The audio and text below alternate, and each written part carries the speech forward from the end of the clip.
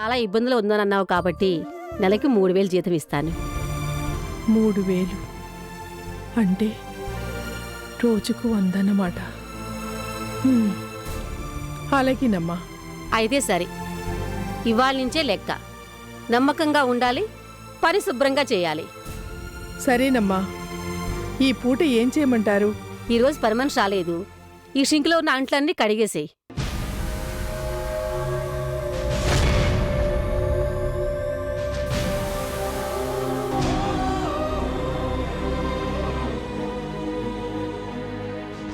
సరేనమ్మా.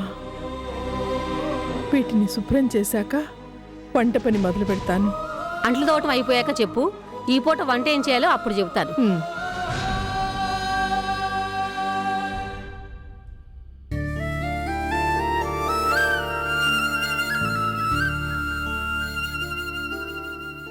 సర్లే, వస్తానన్నానుగా.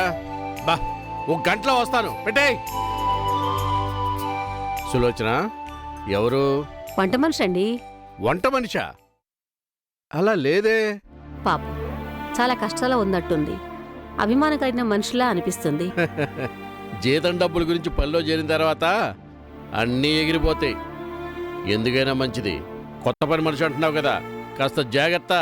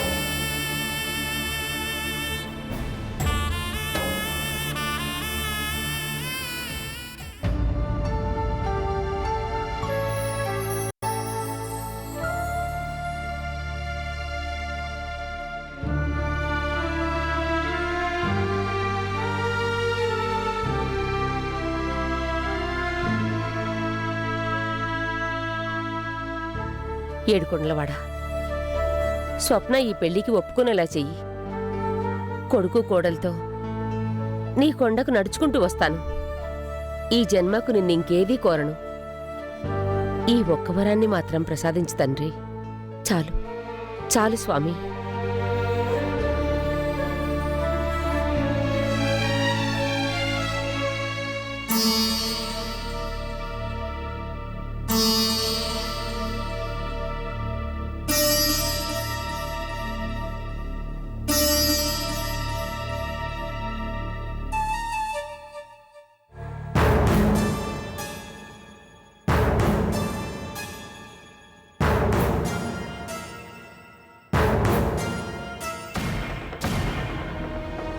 సౌందర్య, స్వప్నలా వెళ్ళిపోతుందేంటి? నువ్వు తనతో పెళ్లి గురించి మాట్లాడావా లేదా? సిగ్గుపడుతోందంటీ. సూటిగా మీ మొహంలోకి చూడలేక అలా వెళ్ళిపోయిందంతే. అంటే స్వప్న స్వప్న పెళ్లి కొప్పుకుందంటీ. నిజంగానా? మీదొట్టంటీ. కళ్యాణ్ తన్నిష్టపడుతున్నాడని స్వప్నకి ఎప్పటినుంచో తెలుసంట.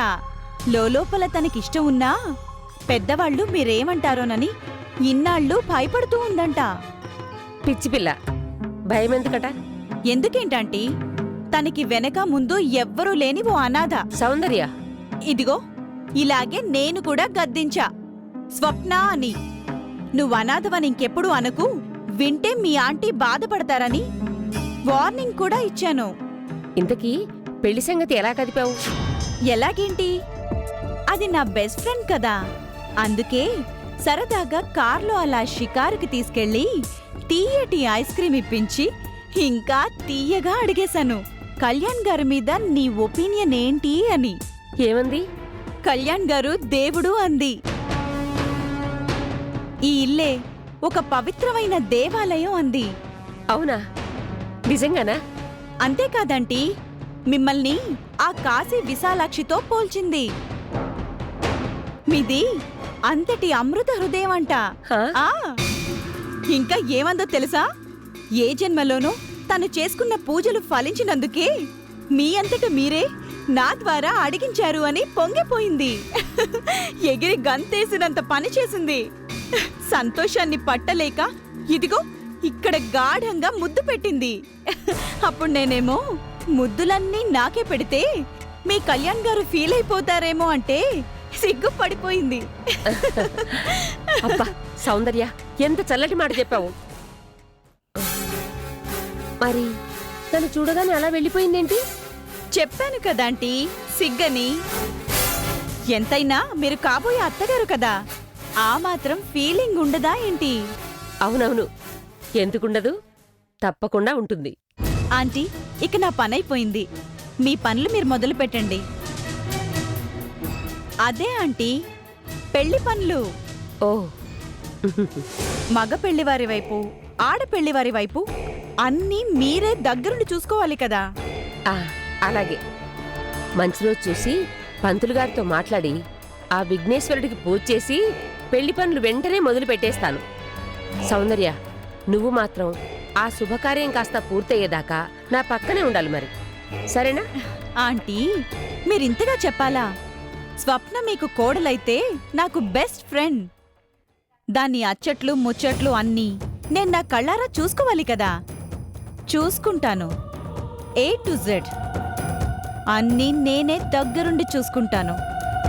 పెళ్ళి అనే పుణ్యకార్యాన్ని పూర్తి చేసి ఆ తరువాత శోభనం అనే శుభకార్యాన్ని జరిపించాకే ఈ సౌందర్య మీ ఇంటి గడప దాటి అడుగు బయటికి పెట్టేది.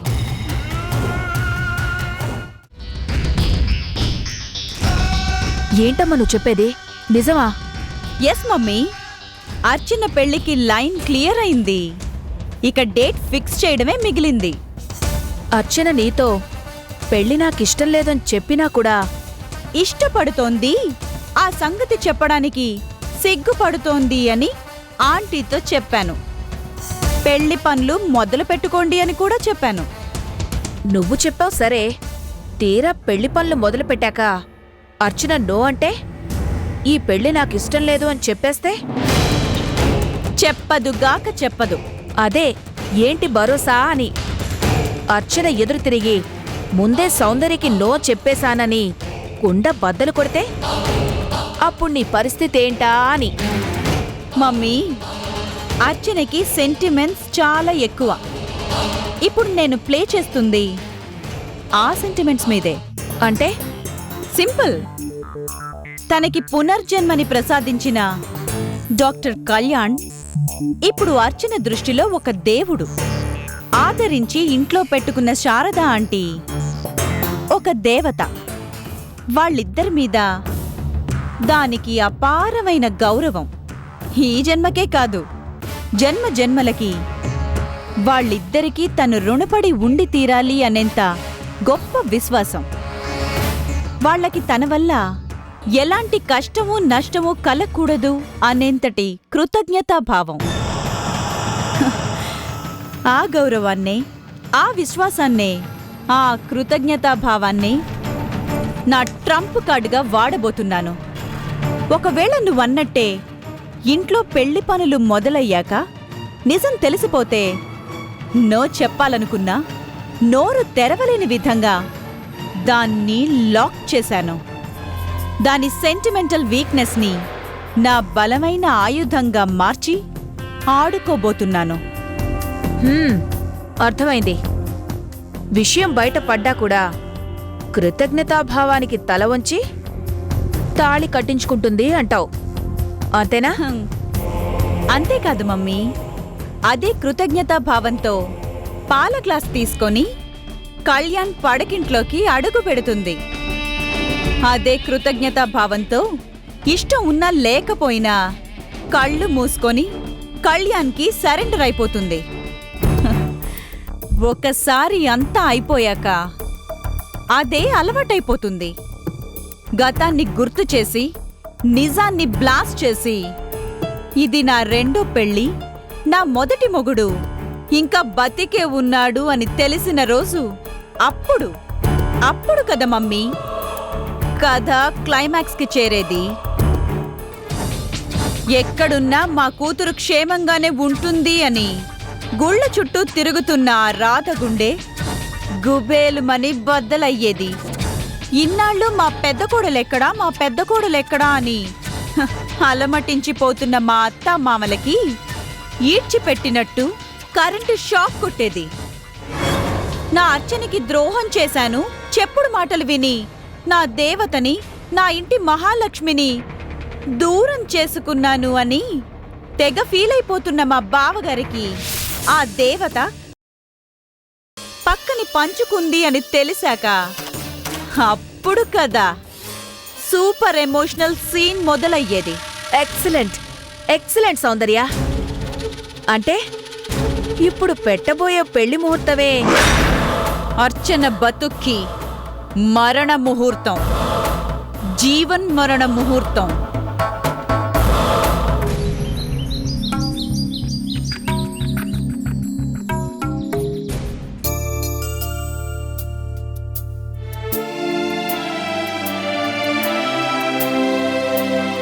హ్మ్, బాగుంది. పనులని చకచకా శుభ్రం చేసి పెట్టావు అనుపూర్ణమ్మా. మరి నేను వెళ్ళొస్తానమ్మా. ఇప్పుడే వస్తానండి.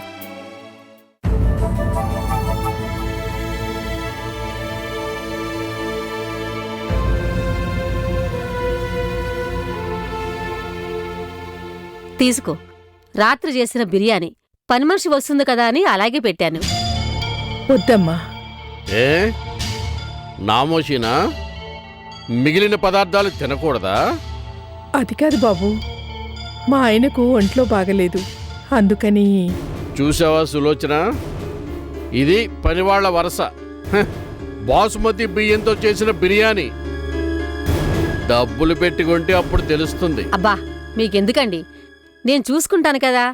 ఏంటి నువ్వు చూసుకునేది? ఆ? రోజు ఇలా పదార్థాలు మిగిలిపోయి పారేస్తూ పోతే ఇక అయినట్టే.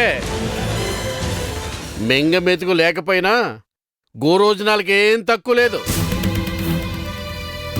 అబ్బా మీరు వెళ్ళండి, అన్నీ మీకే కావాలి. నాకు కాకపోతే ఇంకెవరికి? ఒక్కో ముద్ద తింటేనే కడుపు నిండేది, ఒక్కో రూపాయి కూడేస్తేనే కోట్లయ్యేది. ఆయన గారి మాటలు నువ్వేం పట్టించుకోకు. ముందే చెప్పానుగా, ఆయన గారికి కోపం ముక్కు మీదే ఉంటుందని. సరే అమ్మా. అమ్మా, ఏంటి? మా ఆయనకు ఒంట్లో బాగలేదు, మీరొక 100 రూపాయలు ఇస్తే. పనిలో చేరిన రోజే జీతంలోంచి అడ్వాన్సా? అది కాదమ్మా. సర్లే తెస్తానుండు.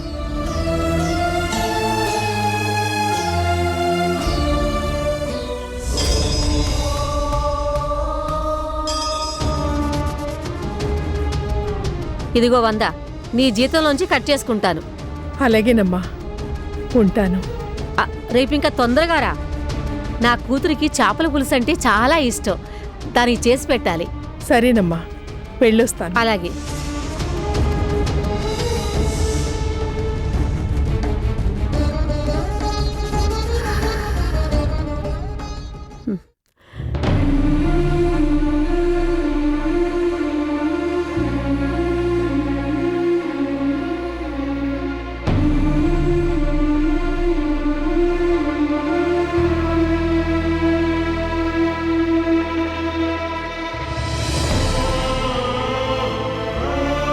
₹100 ఇన్నేళ్ళొచ్చాక నా మొట్టమొదటి సంపాదన, నా కష్టార్జితం.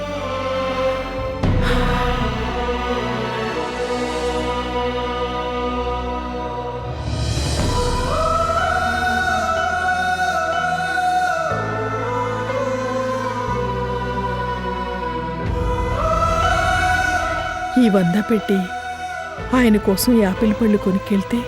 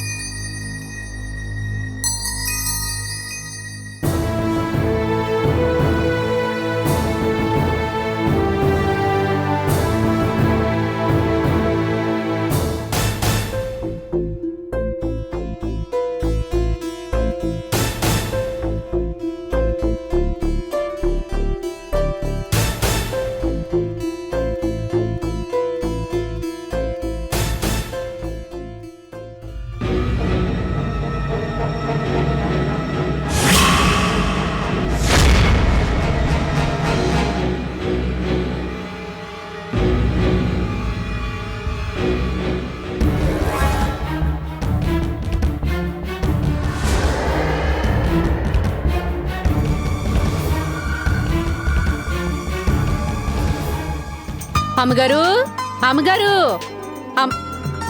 ఇప్పటి వరకు ఎక్కడికెళ్ళావే? మార్కెట్కి వెళ్ళానమ్మా. మీకోసం కాశ్మీరీ యాపిల్స్ కొందామని. తీసుకోండి. నా కోసం నువ్వు యాపిల్స్ తెచ్చావా? ఎందుకు? ఎందుకేటమ్మగారు, నేను మీ పని మనిషిని అయినా మీరు నన్ను ఎప్పుడైనా అలా చూసారా? లేదు. మీరు నన్ను మీ సొంత మనిషిలా చూసుకుంటున్నప్పుడు మీరు చూపించే అభిమానంలో ఆవగింజంతైనా నాకు కూడా ఉండాలి కదమ్మా. అందుకే మీ మీద మా చెడ్డ అభిమానంతోనే నిగనిగలాడే కాశ్మీరీ యాపిల్స్ ని పట్టుకురావాలనిపించింది. పట్టుకొచ్చేసాను. బాగున్నాయా? చాలా బాగున్నాయి. తమరి బుగ్గల్లాగానే ఎర్రగా మెరిసిపోతున్నాయి కదా అమ్మగారు. చాలే ఊరుకో. రోజు రోజుకి నీకు నన్ను పొగట్టమే పనైపోయిందే. ఇవి చాలా ఖరీదని అనుకుంటాను. ఇంత డబ్బు మీరిచ్చిందేనమ్మగారు. నా జీతంలోంచి కొన్నాను మీకోసం. మంగా, నిజంగా నేనంటే నీకెంత అభిమానమే? అభిమానం అని మెల్లిగా అంటారేటమ్మా. మీకోసం నా పీక కోసుకోమన్నా హ్యాపీగా కోసుకుంటాను. ఉహుం. పీక కోసుకోవద్దు కానీ వీటిని కోసివ్వు. ఓ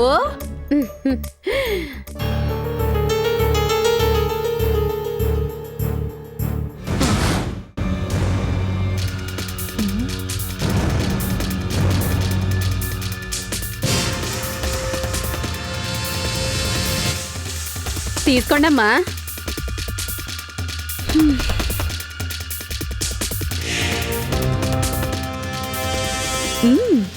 అబ్బా, ఎంత తీయగా ఉన్నాయో. తమరి మనసు కన్నానమ్మా. చాలే ఆపు. ఎందుకు ఆపాలమ్మా? నాకేది మనసులో దాచుకోవడం అలవాట్లేదు. ఎప్పటికప్పుడు చెప్పేస్తే గాని నాకు నిద్రే పట్టదు. పైకి కొంచెం కోపంగా కనిపిస్తారే గాని తమరి మనసు ఎన్నపూసా. చాలే ఊరుకోవే.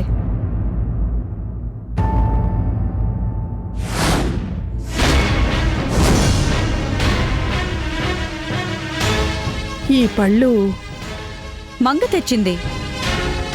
నా కోసం తెచ్చింది. నా మీద అభిమానంతో తన జీతంలోంచి ఖర్చు పెట్టి తెచ్చింది. ఏ, మీకేమైనా అభ్యంతరమా? ఏమ్మా, చూసింది సార్లే గాని ఇదిగో ఈ 2 బళ్ళు తీసుకొని వెళ్ళు, దిష్టి పెట్టకుండా. తీసుకోండి అత్తయ్య, డబ్బులు ఇవ్వక్కర్లేదు. మీ చేత్తో మీరెప్పుడైనా ఇచ్చారా? నా కోసం ఇన్నాళ్ళకి మంగ తెచ్చింది. చాలా తీయగా ఉన్నాయి. మీరు కూడా తినండి.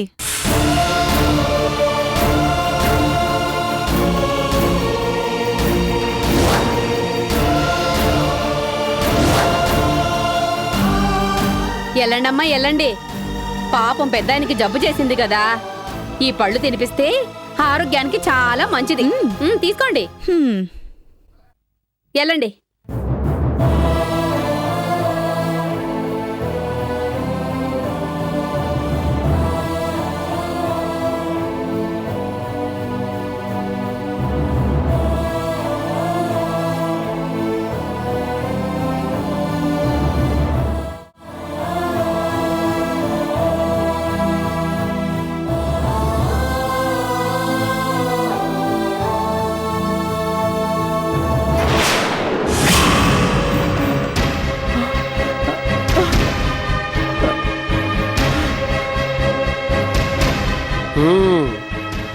యాపిల్ పళ్ళు, నిగనిగలాడే కాశ్మీరు యాపిల్ పళ్ళు.